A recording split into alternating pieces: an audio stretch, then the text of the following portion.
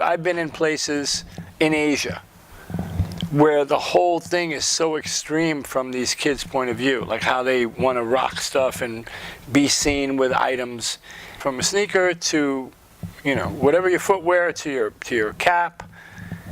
It just seems like it's a full-on assault right now. Over the last 50 years, probably no one has had more of an impact on street culture than Futura 2000. From co-creating streetwear's first ever t-shirt craze to collaborating with everyone from The Clash, Nigo, and Nike. And just a few days ago, doing live graffiti art at Virgil Abloh's Louis Vuitton show during Paris Fashion Week. I'm Eli Morgan Gessner, founder of the brand Shut Skates, Fat Farm, and Zoo York, and I'm the style editor here at Uproxx.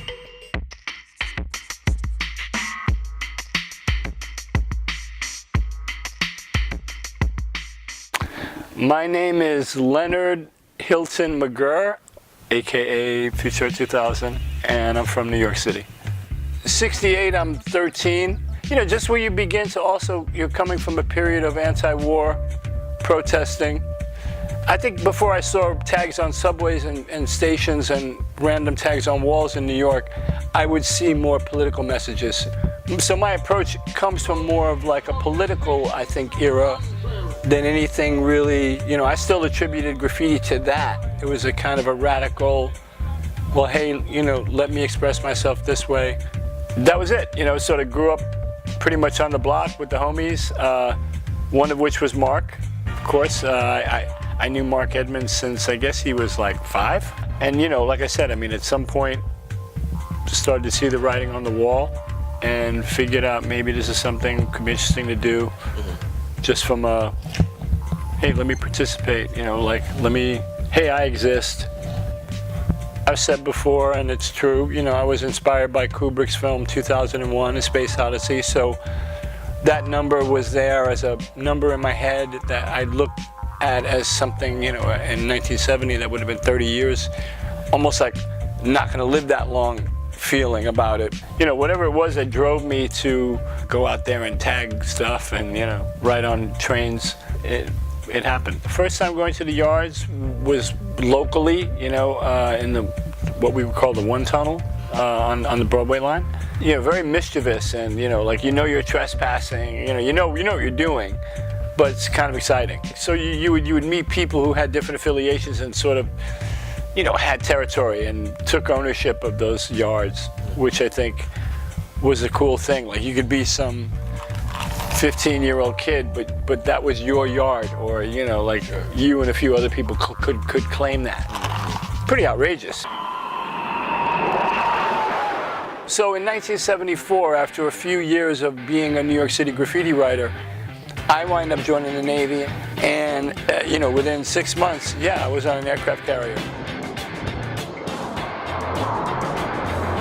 You know, the whole launching and recovering of jet planes on an aircraft carrier, it's pretty cool. So yeah, I mean, coming from sneaking around subway yards a few years previously to sitting in the cockpit of an F-14 Tomcat, like on the flight deck of an aircraft carrier off the coast of, I don't know, you know, Thailand or wherever the hell we were in the Pacific, was pretty radical, you know. And the one thing I'll say about my experience, my 4 years, that time I spent there with access to what we had in terms of technology helped to create me in a sense of, you know, the type of person I am. After the military, I come back, I reconnect with Mark, you know, we're trying to figure out what to do. We had organized a kind of a storefront headquarters.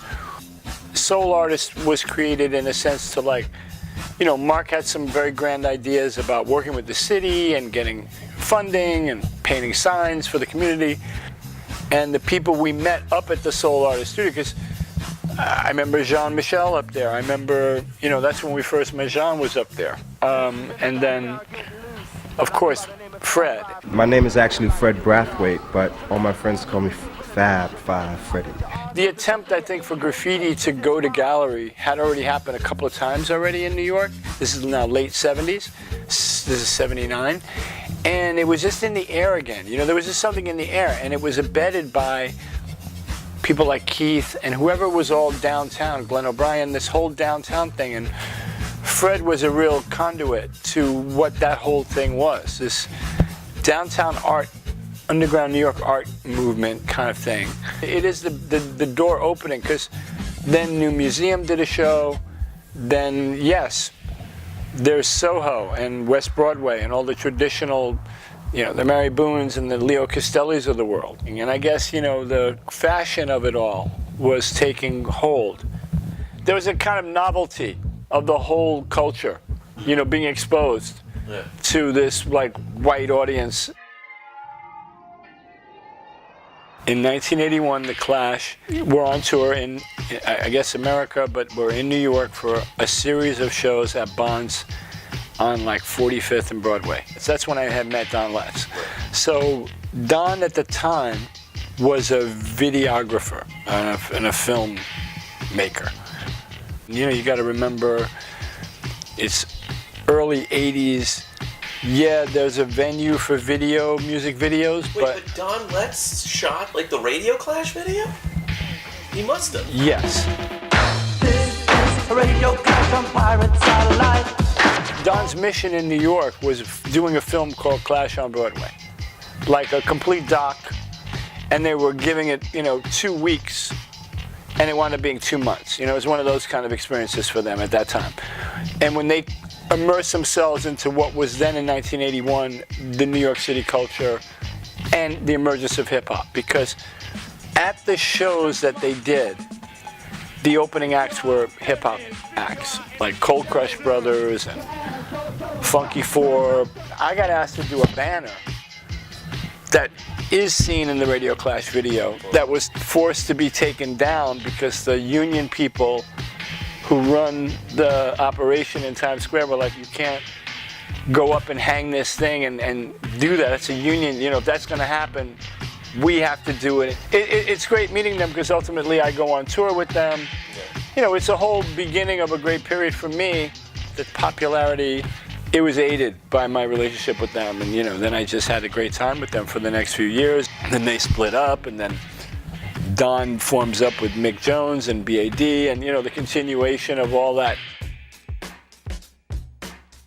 The time that I connect with Stash at his studio and see what he's doing, messing around with like Krylon logos and Rust-Oleum logos, he's already setting the groundwork for like someone who comes from the graffiti culture. It's not even like graphics or anything. You're just repping brands from the culture. These are spray can companies we're very respectful of. You know, and any writer in his right mind would rock one of these without question. We were selling to random stores, you know, shipping orders, you know, creating, I guess we were printing them locally and somewhere in Brooklyn. The Philly Blunt t-shirt, that was a major item. That started all of it. Okay, now the biters, the bootleggers, the biters, the thieves. Okay, so basically you guys came out with an idea. You got the licensing from the company. Definitely. And did it on the correct too. Did it correct, and you came out with it. And like a lot of artists in music too, there's a lot of bootlegging of music. It's a whole industry, ain't it? Yeah. It's like boom. It's like the tapes, the shirts, you know, the hats. No one's safe. You know, we weren't ready for the volume. We couldn't control the knockoff craze that was created because of it, and it just got too big, and then it just kind of swallowed us up. So we had the early 90s of GFS and the Philly Blunt rise and fall, and you know, but then the real continuum was hooking up with Blue and then doing BSF, which is essentially me and Stash like rebooting what we had initially started, but now with the new partner, Blue, we started up Project Dragon, and we were all like, hey, you know, we kind of need to get these machines, and Blue was like, yeah, let's get the max we need, and then it was like really started to have some computing power. And then I got really, you know, I got pretty good with Photoshop and Illustrator initially, and just using the machine. We definitely came back with, you know, crisper graphics, and, you know, our game was better. And these guys were more even thinking about a retail space, finally, you know, which is how Recon came to be. You know, you have a brand and you have your own shop. I was working with Mowax by then. We're meeting the Japanese finally now. You know, our interaction with them, our introduction to them, I would say happens 96, 97. There was essentially a Mowax tour when I first met Nigo.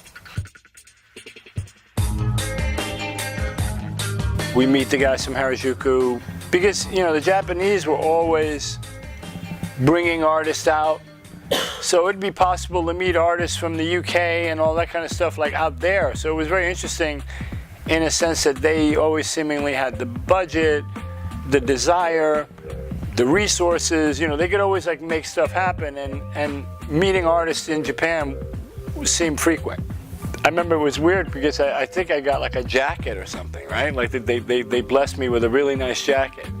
And then later in the week when the whole tour returned, like, you know, the Crush, Shadow, for the big event in Tokyo now at the end that I was part of, it was almost like a rehash of the Clash. Like I'm sort of there, I'm painting, you know, I'm part of a live show in Tokyo, but I had the ape jacket on. And James was kind of like, oh, hey, what's up? And so now the cat's out of the bag kind of thing. Like you can't keep anyone apart. And then, you know, we had our opportunity to work with Nigo. You know, they practically opened up, talk about a pop-up store. You know, the concept shop was something that they created. So, you know, he's been there, I would say, that's being supportive. Right. You know, if like you're throwing me work or you're getting me work, you know. So that's good after all this time, you know, has passed, and you know, all of his alliances or whatever, you know, I'm still part of his family in a way, and that's good, you know. Streetwear brands are everywhere. They've even broken into high fashion, but there's one streetwear brand that has taken over, Supreme. The whole thing, I don't know how I feel about it, because, you know, like, well, what can you say? You know, like, I guess you have to start with Supreme. What the fuck? And then it's like, yeah, I respect in a way what they've done, because it's like, man, you just went in the whole system and like kind of did, you know, like some renegade takeover. I mean, I like Virgil. The whole Off-White thing is, it's really a special thing.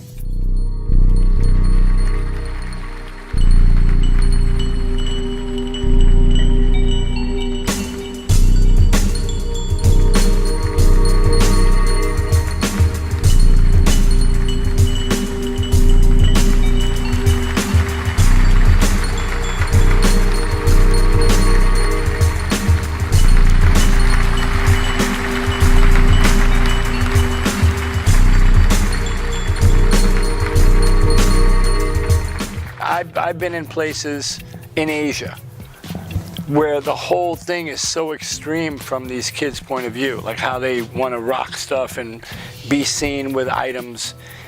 But I don't know, you know, from the sneaker, from a sneaker to, you know, whatever your footwear to your cap, it just seems like it's a full-on assault right now.